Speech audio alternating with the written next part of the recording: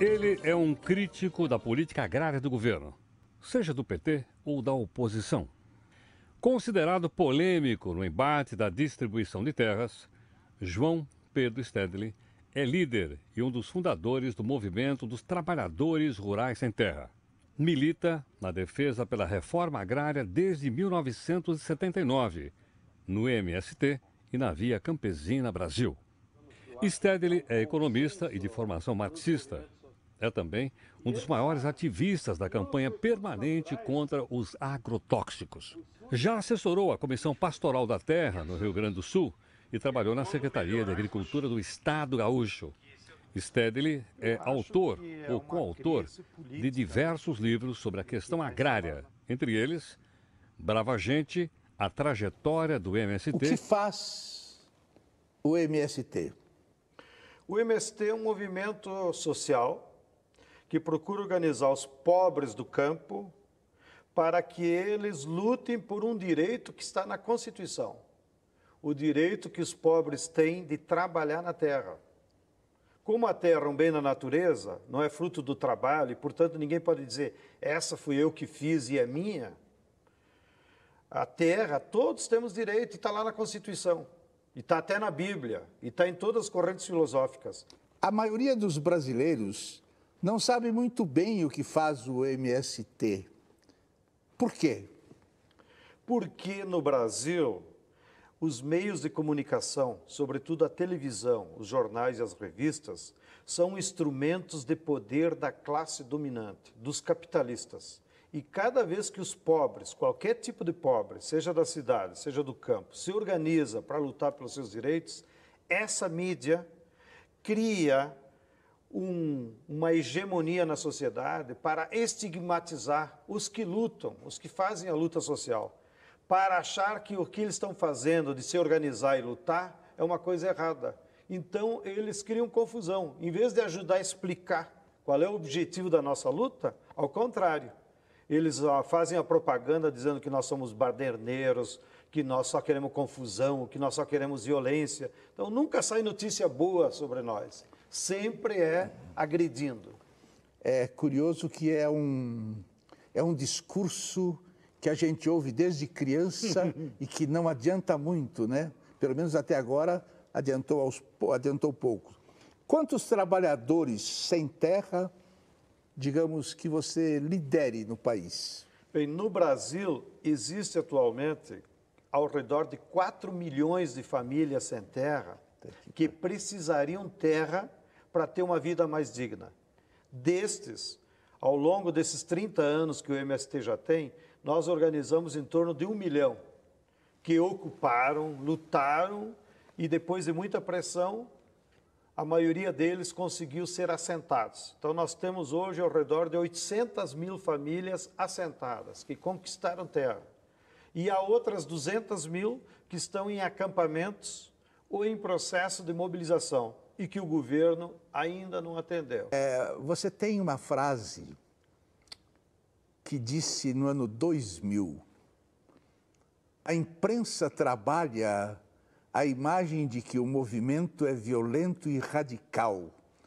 Depois de 13 anos, mudou alguma coisa? Ao contrário.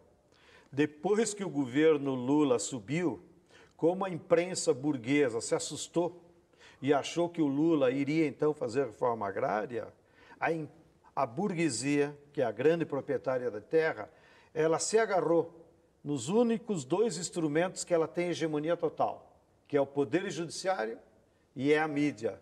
Então, do Lula para cá, a imprensa foi ainda mais manipuladora, mais maquiavélica e falou ainda mais mal de nós, com uma maneira de jogar a sociedade contra nós. E o que vocês fazem para mudar essa imagem? Bem, infelizmente a nossa força é muito pequena. Primeiro, nós continuamos o nosso trabalho, que é trabalhar na terra, que é organizar nossas cooperativas, que é produzir sem agrotóxico, que é organizar as escolas, que é dar exemplo para a sociedade, que nós queremos uma sociedade mais justa, mais igualitária, mais fraterna. Você disse uma frase que é a seguinte: a política agrícola do país inviabiliza o pequeno agricultor. Explique isso. Infelizmente, há uma lógica de acumulação do capital na agricultura que só favorece a grande escala e a produção para exportação. Hoje, 85% de todas as terras do Brasil são utilizadas apenas para soja, milho, cana e pecuária. Isso é um absurdo, é vergonhoso. O que nós defendemos?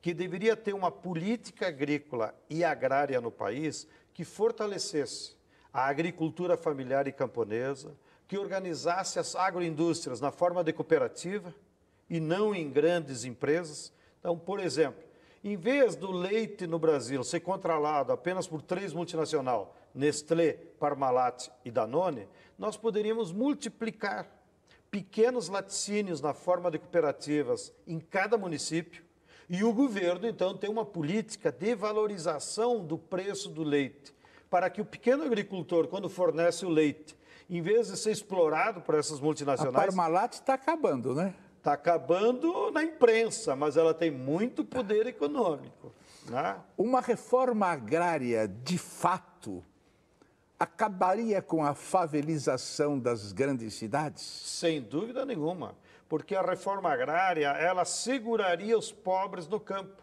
e evitaria o êxodo. Inclusive, pode haver até uma reversão, sobretudo nas cidades pequenas.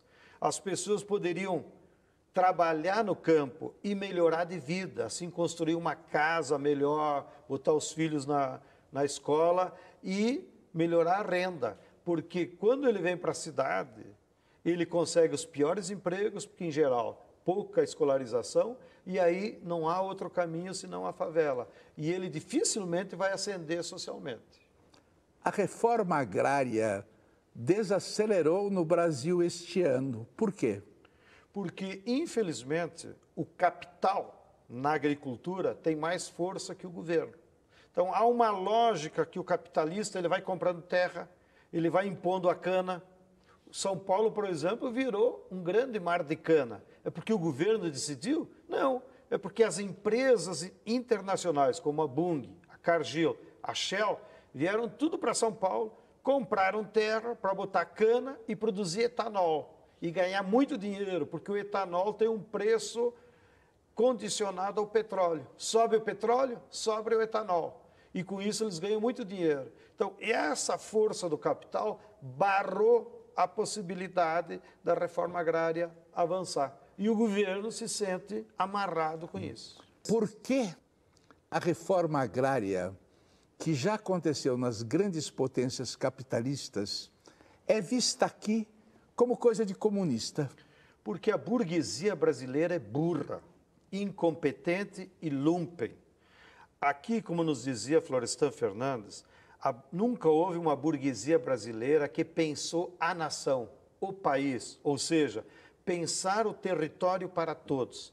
Aqui, os ricos, que é a burguesia brasileira, eles sempre só pensaram em ficar rico, em enriquecer cada vez mais. Nunca pensaram para o povo. Então, a industrialização do Brasil não foi feita para todos. E a reforma agrária dos países desenvolvidos, ela foi o caminho para poder distribuir renda e criar um mercado interno para a indústria.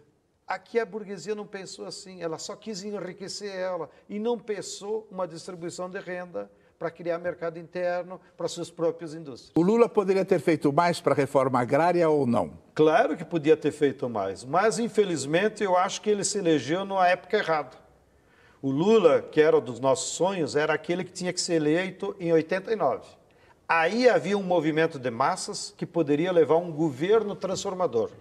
Quando ele se elegeu em 2002, já foi numa conjuntura de derrota da classe trabalhadora para o neoliberalismo.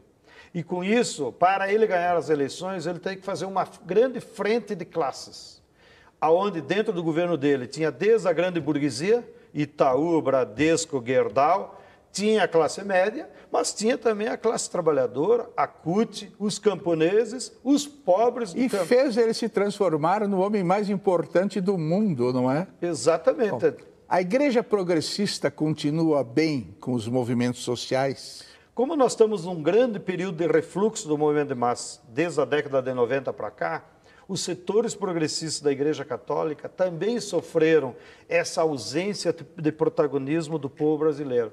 E eles refluíram.